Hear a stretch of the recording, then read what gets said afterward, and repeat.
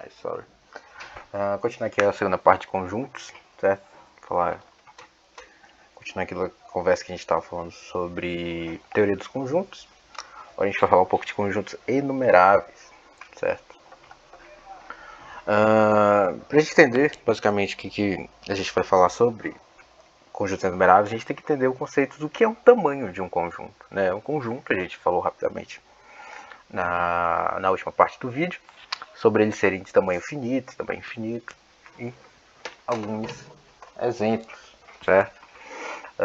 Então todo conjunto tem um tamanho e o tamanho desse conjunto é representado por esse modo aqui de escrita, né? Quando a gente coloca entre duas barras, certo? Ou seja, o número de elementos que tem naquele conjunto. Mas digamos que a gente tenha dois conjuntos, A e B, ditos de tamanho infinito, né? Então como a gente compara, né? Qual deles é maior, certo? Eu até coloquei na forma de um exemplo, né? Os números naturais ou inteiros são conjuntos de tamanho infinito. A gente falou um pouco deles no Jamboard na última aula, né? Aqui. Mas eles são comparáveis, certo? Essa é a questão. Como a gente compara dois tipos de conjunto como esse, que os dois são obviamente de tamanho infinito, mas será que um é maior que o outro, certo? E aqui ainda coloco os inteiros ou reais, certo? Então, dois conjuntos eles possuem a mesma cardinalidade, ou seja, o mesmo tamanho, se existe uma função bijetora de A para B, certo? Então, A é finito, certo? O tamanho de A é finito se existe uma cardinalidade de A que seja igual a N ou a cardinalidade de A seja igual ao tamanho de A, ok?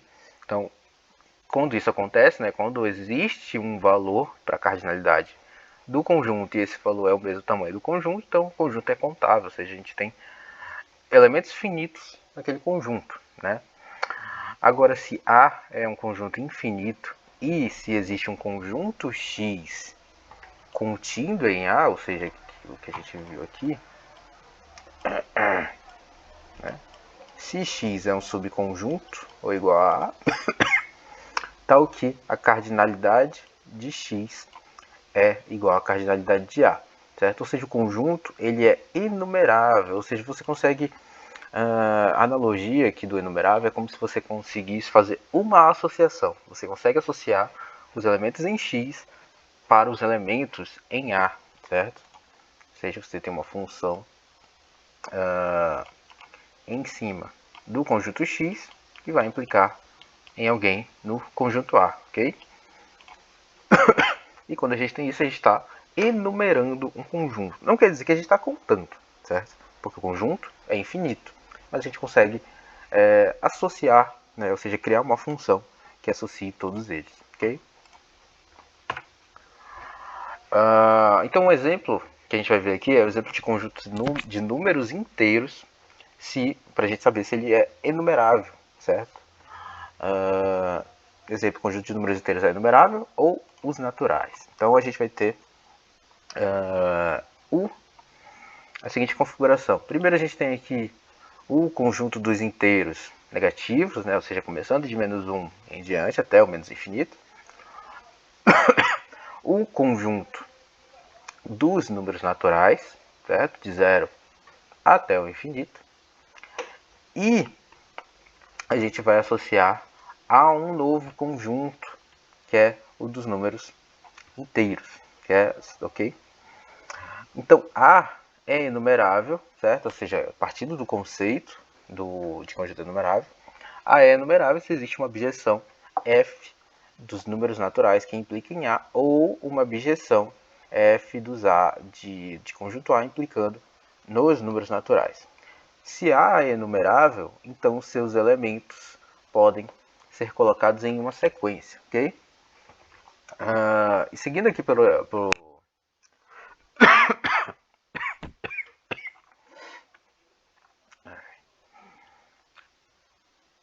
I, certo? Então a gente quer descobrir se os números inteiros ou os números naturais são contáveis ou são enumeráveis, ok? Então a gente tem aqui o conjunto dos números inteiros ou naturais os números inteiros negativos e os inteiros positivos, incluindo o zero, né? União zero, aqui em vermelho, marrom e verde, ok? Agora vamos fazer a seguinte associação, certo? Os números naturais facilmente são enumeráveis no conjunto dos inteiros positivos, união zero. Isso é ok, certo? Então, n é um subconjunto dos números inteiros, tal que esse subconjunto é os números inteiros positivos união zero, certo? Isso porque z é igual o conjunto dos números inteiros é igual a união dos números naturais com os números inteiros negativos, certo? E a pergunta que fica é, quem é o maior, ok? Certo? Os inteiros ou os naturais? Então, existe uma função bijetora dos números inteiros para os naturais e qual sequência é possível a gente formar, certo? Ou seja, se a gente consegue associar os números naturais para os números inteiros, né? Lembrando aqui da nossa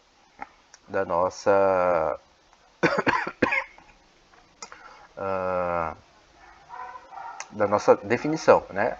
No caso aqui, os números inteiros são enumeráveis, existe uma objeção dos naturais para os inteiros ou dos inteiros para os naturais, ok?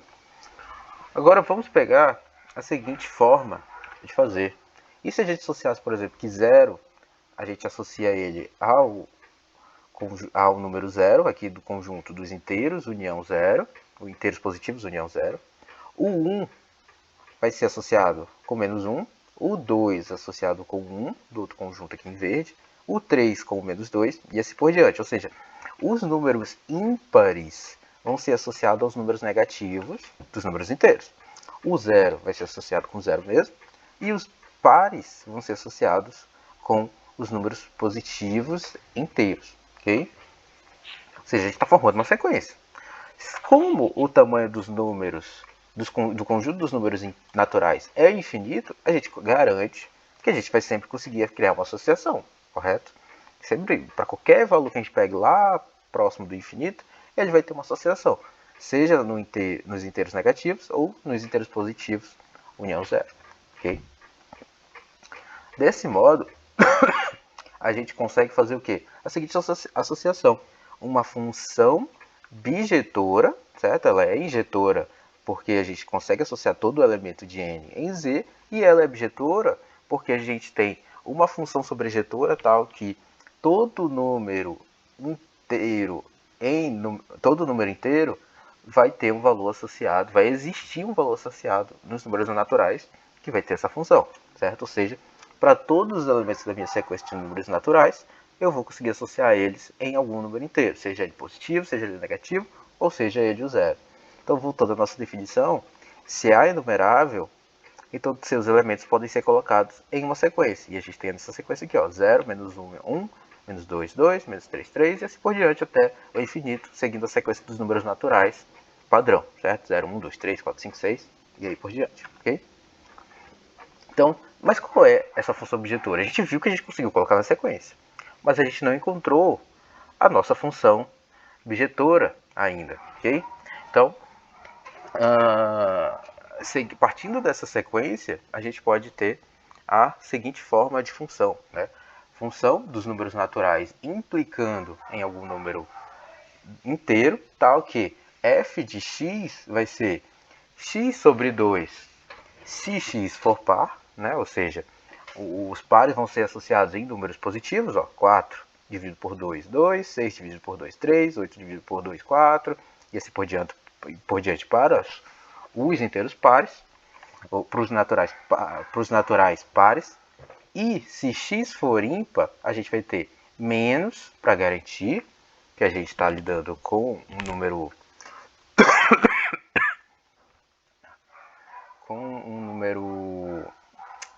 inteiro negativo, ok? No lado do z, né? Do lado dos números inteiros, tal que menos x mais 1 dividido por 2 vai ser o valor em y, ok? Então, fazendo aqui, por exemplo, para o 1, ficaria 1 mais 1 dividido por 2, né? Ou seja, 2 dividido por 2, que dá 1, né? Menos 1, ok? Então, seguindo essa lógica, a gente vai ter o que? A nossa sequência e agora a gente tem a própria função, certo? A nossa própria f de x, assim garantido que a gente achou a função objetora. Isso quer dizer o quê? Que o nosso conjunto ele é realmente enumerável, né? A gente conseguiu associar uma sequência nele e conseguiu criar uma função, tal que um outro conjunto conseguiu associar todos os elementos dele. Então, o nosso conjunto dos números inteiros é enumerável, ok? E os números reais, certo? Agora um outro exemplo aqui com os números reais. Não é possível criar uma função objetora para enumerar todos os números reais, certo? Isso já é um problema clássico. Uma prova por contradição já existe, feita por Cantor, né? Acho que ele é francês, eu nunca lembro. Que inclusive é bem conhecido, né? A diagonal de Cantor, né? Para quem depois tiver curiosidade de pesquisar, certo? Não é uma coisa que a gente foca aqui na disciplina, né? Mais para quem é da área da matemática, mas para quem tiver essa curiosidade de ver como funciona a diagonal de Cantor, é bem interessante, inclusive, o modo como ele prova que não tem como criar uma função objetora para enumerar todos os números reais, ok? Ou seja, nem todos os conjuntos infinitos são enumeráveis, ou seja, a gente não consegue associar um conjunto que vai, no momento que a gente criar uma função, ele vai associar a todos os elementos de outro conjunto. E esse é o caso dos números reais. A gente não consegue, por exemplo, pegar os números inteiros e enumerar ele em todos os elementos do conjunto dos números reais. Ou seja, é como se fosse um infinito ainda maior, ok? E não enumerável, ou seja, um conjunto não enumerável. E aqui eu deixei alguns exercícios, né, para pensamentos para vocês exercitarem mentalmente, né, que é para mostrar algumas proposições, né, provar as seguintes proposições lógicas. Primeiro, mostrar que o conjunto dos números pares é enumerável, ou seja, fazer a mesma coisa aqui. A gente já vinha fazendo aqui, certo? Vocês vão ter que criar um F, tal que o meu A vai implicar em B, e B é o que? B é x tal que x é um número par, certo? X é igual a 2n e n pertence aos números naturais, certo? Ou seja, para qualquer valor em n, são os números pares. Porque se eu colocar n igual a 0, vai dar x 0, ou seja, 0 faz parte do conjunto, né? A gente pode fazer aqui, ó.